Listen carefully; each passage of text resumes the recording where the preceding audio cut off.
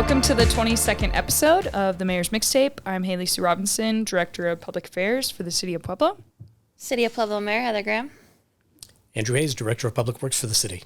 And we have a guest today. Thanks for joining us, Andrew. Yes, thanks. I want to remind you that you can find this podcast on Apple, YouTube, Spotify, Buzzsprout, and you can also watch it replayed on Government Channel 17. So there are lots of opportunities to listen to this podcast. Also, don't forget, if you have questions or you want to suggest a topic for Mayor Graham to cover, you can email us at mayor@pueblo.us. Okay, so let's jump right in.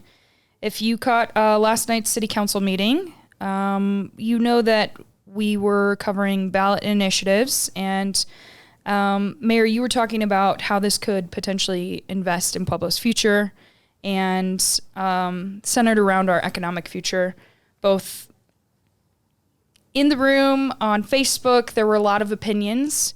So let's talk a little bit about what happened last night and your take on everything.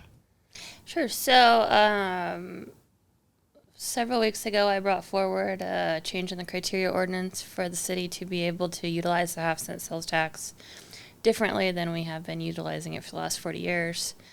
Ultimately, City Council voted it down 4-3.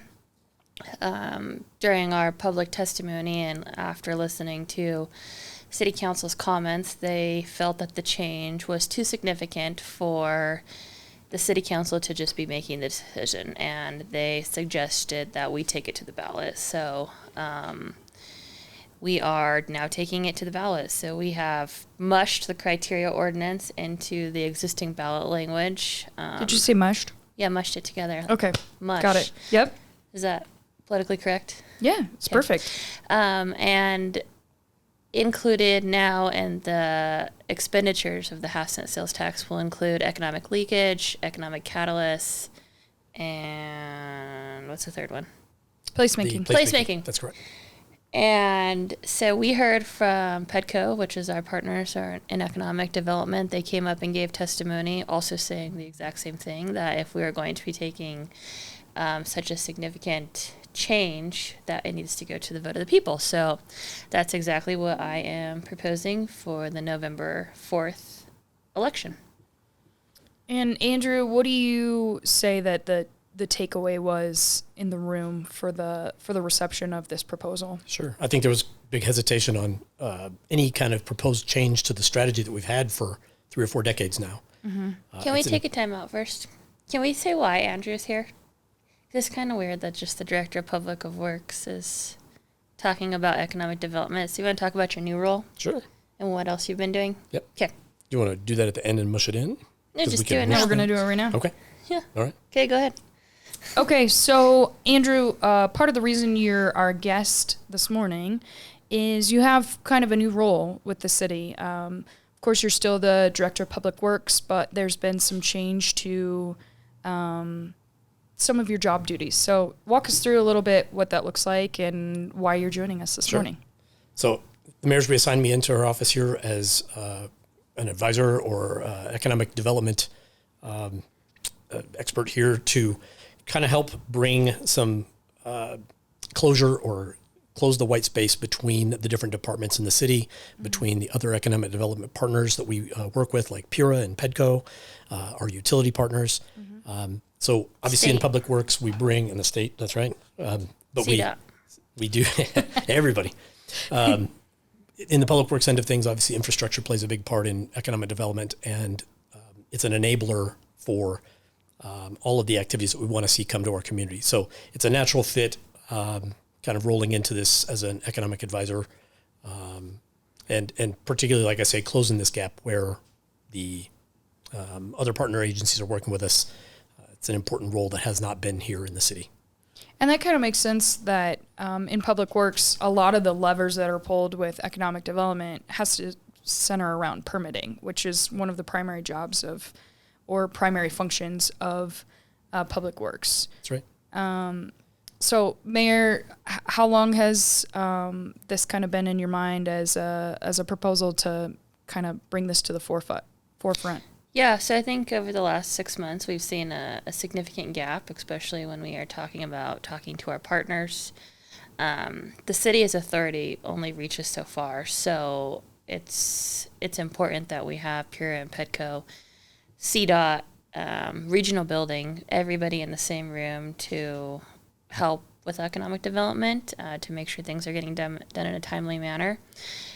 City is really trying to roll out the red carpet when it comes to bringing new developers, whether it's with housing or new businesses or helping existing businesses grow. And so I thought that this would be an opportunity, and who would know it best than somebody that's already staffed with inside the city, that can really hold your hand through the process. So we've already been working with a couple of several different incoming prospects or businesses that are already here to make sure that they're getting their permitting done in a timely fashion, make sure that they're getting what they need to get the shovel in the ground so that they can start building. So Andrew's been doing this for a month. That's right, since the beginning of June. Yep. Great. And it's been helpful, so excited. Okay, cool.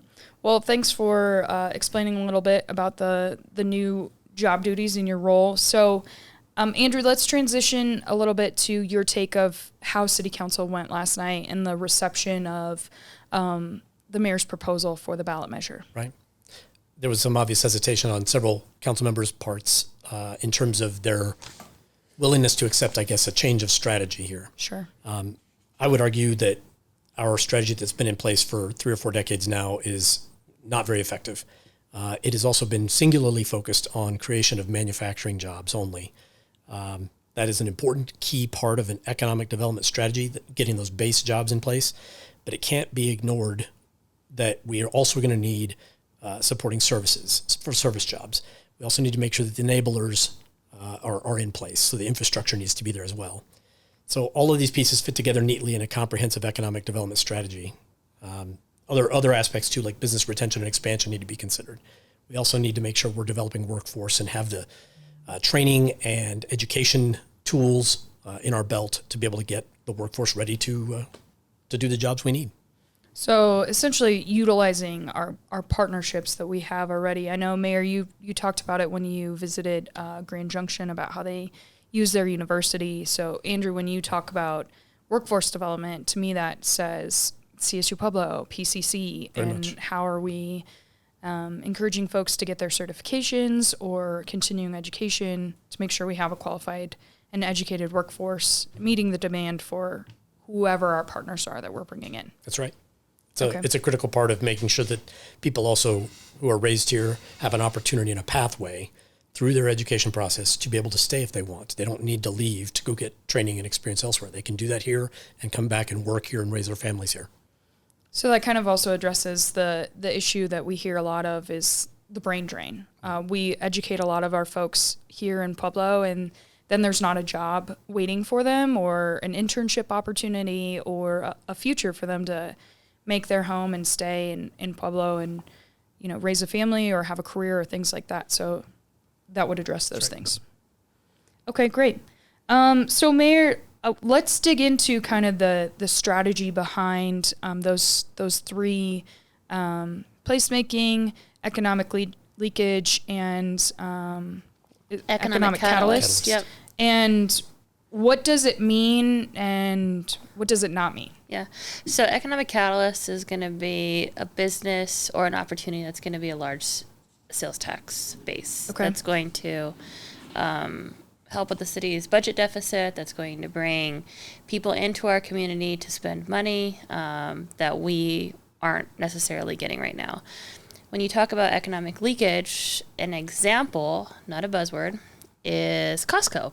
Lots of people in the community drive to Colorado Springs to go to Costco. I know that Councilman Flores cited, well, we have a Sam's Club, why do we need a Costco? Well, I think what people don't realize is we are a hub for Southern Colorado, and you have the smaller communities, cities, municipalities around us that come and shop at our Sam's Club. There is not a day or time during the week that you can go to Sam's Club and pretty much every single parking spot be full. And it's the same in Colorado Springs for Pueblo. So you have tons of people who drive to Pueblo to go shop in Colorado Springs, which is located right next door to a Sam's Club. So I think that there's opportunity and room for both. And then when we talk about placemaking, that's more of amenities, bringing amenities into the community that are going to drive people to uproot their families or get married and have kids and continue to have your family located here in Pueblo. So I think that these are three things that we are missing.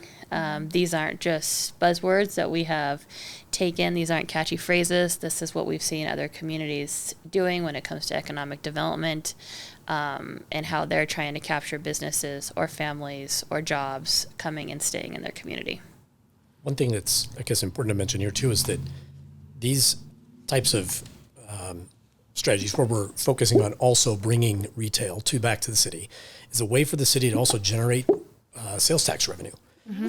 Currently, we're using sales tax dollars to invest to incentivize jobs, right, that are out there. Those primary jobs indirectly create sales tax by giving us, places for people to work and money for people to spend here in the city. But the piece that's missing is there is no direct engine to put sales tax dollars back in through those investments. This expanded strategy would allow for that and help us close these budget deficits that we're talking about. Okay, so when we talk about closing the budget deficit, you mentioned some of this last night, Mayor, in earmarking this towards capital improvements. And one of the questions was, why specifically capital improvement? Why would we earmark these dollars towards capital improvement projects instead of, say, salaries? Not this money. Are you talking about the 1%? The 1%. The 1% sales tax overall? Yeah. So the 1% sales tax overall that we're going to be encouraging people to read up on, people to consider, would generate about $26 million into the city's budget every year. So currently, our sales tax rate is 3%, 3 pennies on every dollar goes into the city's general fund. And then we pay wages, we pay infrastructure costs, we do capital improvements, all out of this small piggy bank of funds. And so we're going to take it to the voters to ask for an additional penny on every dollar to be given to the city. In 2024, when we looked at the numbers of what it could have potentially generated, it was about $26 million. I think it's important for us to use those funds for capital and capital infrastructure within our community, because we haven't been keeping up year after year with capital. So, for example, previously the city, spent about $2.5 million to $5 million on roads.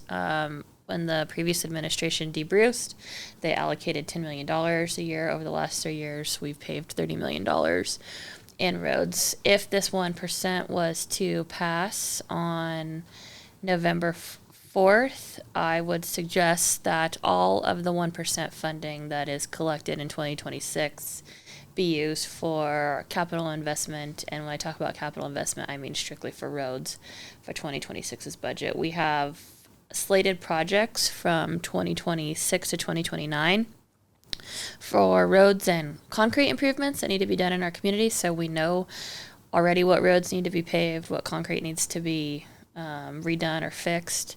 And that would be, I believe, a good use to allocate those funds to for the 2026 budget. So $26 million in roads in 2026's budget.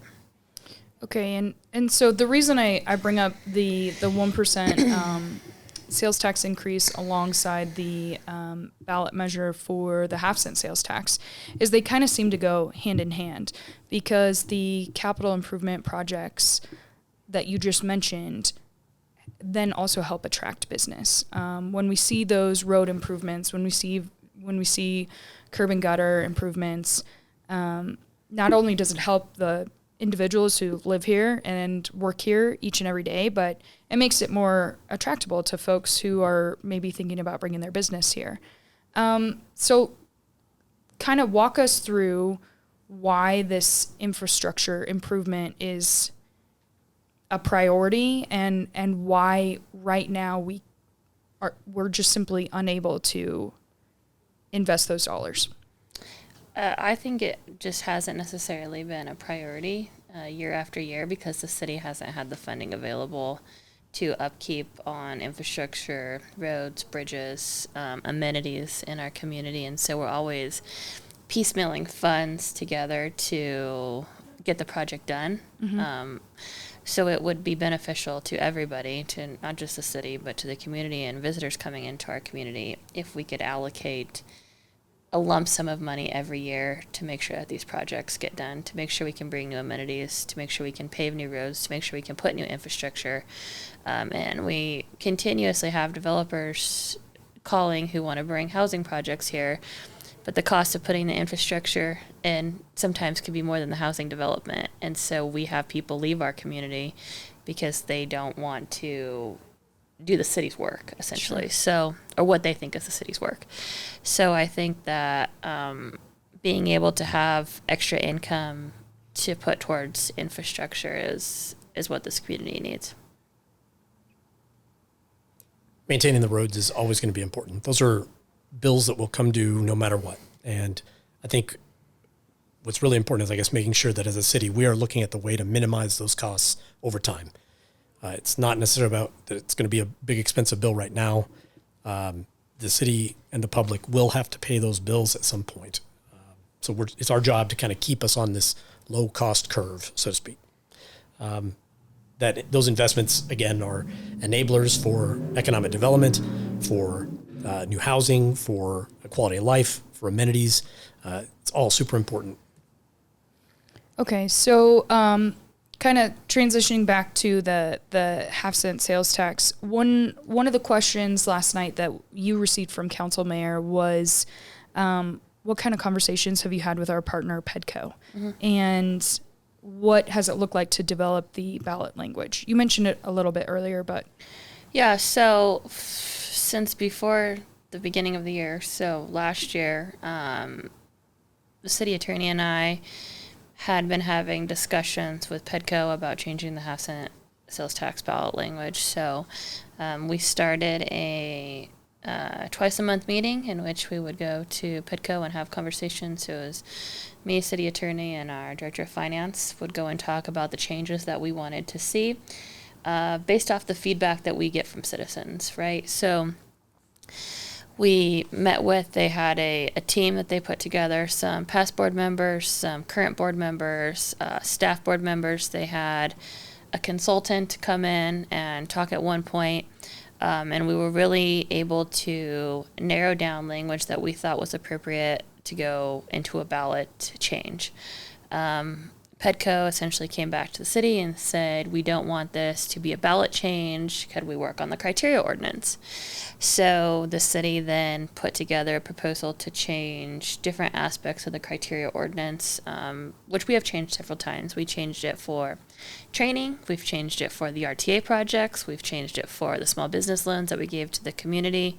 And so this would be another change that City Council could have approved. So back and forth with Pedco over the last several months. At the beginning, we weren't going to put a cap on the dollar amount for the projects that could be spent. Pedco insisted that there was a dollar cap amount, so we included that in there at 15% of the total funds aggregated, and brought it to City Council. And then, as you know, Pedco board members showed up and spoke against, and then some city councilors spoke against it because they felt like the change was so significant it should go to a vote of the people. So that's where we are today. This in no way, shape, or form is Pedco's money. They are a contracted consultant that the city uses. The city pays Pedco $350,000 a year to subsidize the BTC and to do advertising and marketing on behalf of the city of Pueblo. So they are a contract.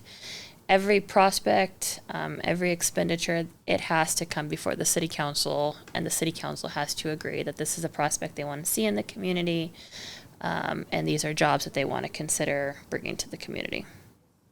So this essentially doesn't just become some side/fund or pet project fund. It still goes before council for approval each time. Still has to go before council for approval, and it all has to be tied to economic development. It's an economic development tax. That's why the language that we included was very specific to economic development. This is not talking about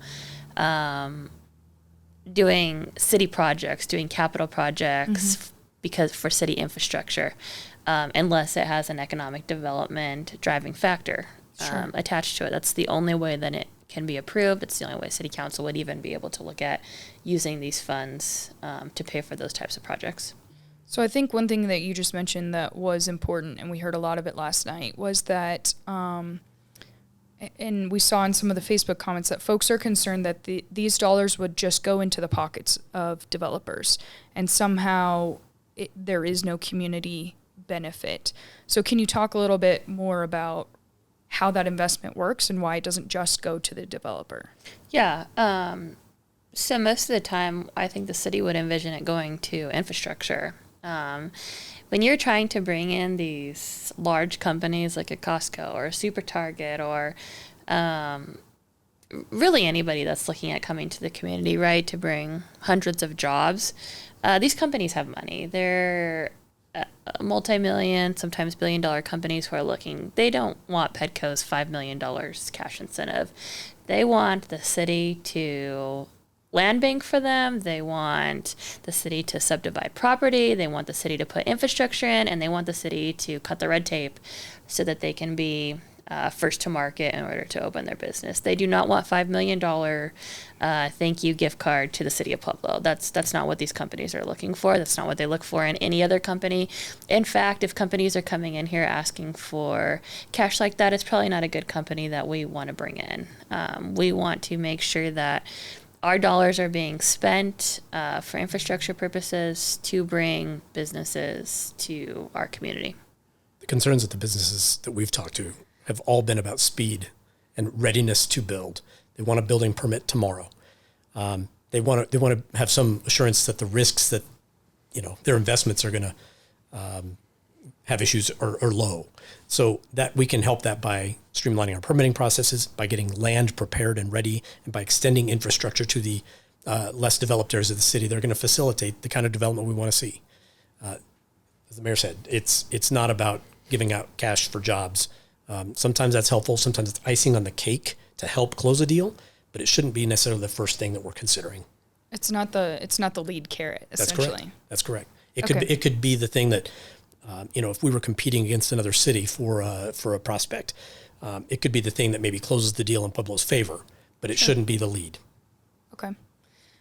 Mayor, let's look into the future. What does Pueblo look like if this ballot measure is passed, and what could we anticipate?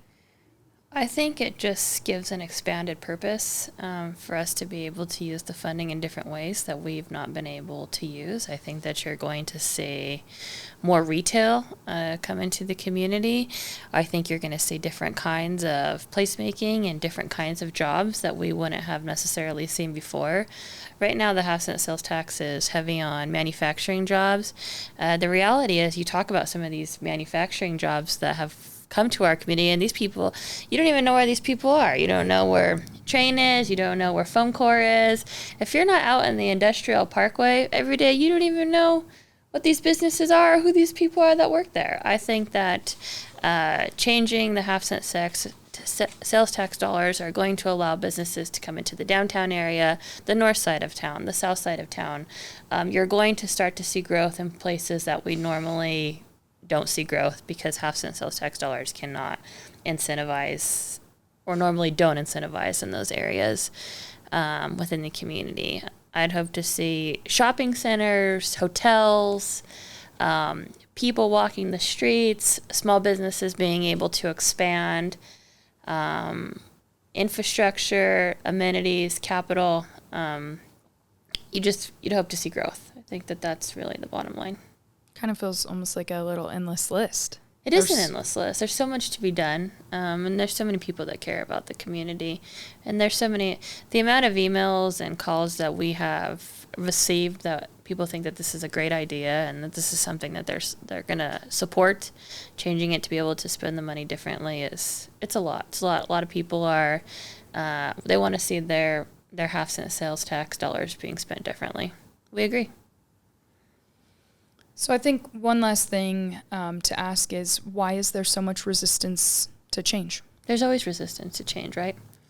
But I think that this change is going to be monumental for the community. And I think if City Council allows it to go on the ballot, which we heard last night that they think that the people should have the choice. So I think it's going to pass and allow the voters. We'll do a good job representing what that means if people vote to let us expand the usage of the half-cent sales tax. I think it's a real game changer, and I think that people are ready for a game changer in Pueblo. So I'm excited to see this move forward, and hopefully we can get it passed on November 4th. What do you think, Andrew? Why is there so much resistance to change? Yes, change is hard, right? Yeah. The idea of changing a strategy that we've invested in for decades is hard to grasp. And for people that aren't involved in the business of economic development every single day, it can be a complex topic. It can be hard to understand sometimes. But there's a simple approach here that makes sense. Build that economic base, also facilitate the supporting jobs and services that need to be there, and build the infrastructure to enable all this development that needs to occur. Pueblo has all the ingredients. All of them are there for an outstanding place for a business to call home. And I think we need to market that well. I think we need to recruit businesses that are aligned with the resources and assets that we have, that don't necessarily take all the assets that we have in one fell swoop. These are important considerations, I guess, as we're going forward and finding the right partners as well. But when a business comes to town, I think that virtually anyone's going to be hard pressed to say Pueblo's not a good place. The ingredients are here. We just need to make it work. It kind of feels that way, not only with business, but we hear it all the time with people of, folks up north who have some sort of concept about Pueblo, or they've heard things about Pueblo. Then they come down, they visit the Riverwalk, they eat our food, they experience the music or arts and culture of Pueblo, and they're like, oh my gosh, Pueblo's amazing. So it seems like the same sort of thing with businesses as it is with people around the state, and how they can enjoy our beautiful city. Yeah, you're never going to know until you try. Get off the highway. Come in and see us. Get off the highway, yeah. I think that's one thing we hear all the time is get off the highway and get off I-25 and experience Pueblo. And so hopefully this ballot measure is a way to, really get folks here and propel us forward. I think a really interesting question that we can ask ourselves is, do we want to keep using a 40-year-old rule book, or do we open the door to a broader, more responsive strategy rooted in today's reality? And so that's the question that we're going to put towards the voters is, do you want to do what's happened for the last 40 years, or do we want to try something different? Yeah, what's the quote I like to use? Doing the same thing. The definition of insanity? Yeah, yep. Yeah. Is doing the same thing over and over again, expecting a different result. Yeah, absolutely. But we're not going to be insane anymore. We're gonna look at ways to change. Be creative and enticing and responsive. Yeah. Great. Anything else either one of you would like to add? Excited to be doing this role for the mayor and for the city. This is an exciting time for Pueblo, and the future is very bright. If the resources are there to enhance development, this is huge. It's amazing the amount of meetings just in the last 5 weeks that we've had with people coming to Pueblo who want to experience Pueblo, who maybe want to bring their business. The amount of meetings we've been able to wiggle ourselves into to try to say, hey, what can the city do for you? I mean, we're making cold calls. We're trying to figure out how to bring people here. And I think that this is something that should have been done a long time ago.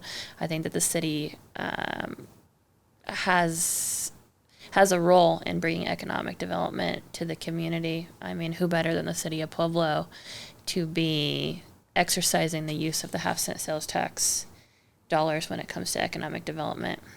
And so we're happy to be a part of it. Great.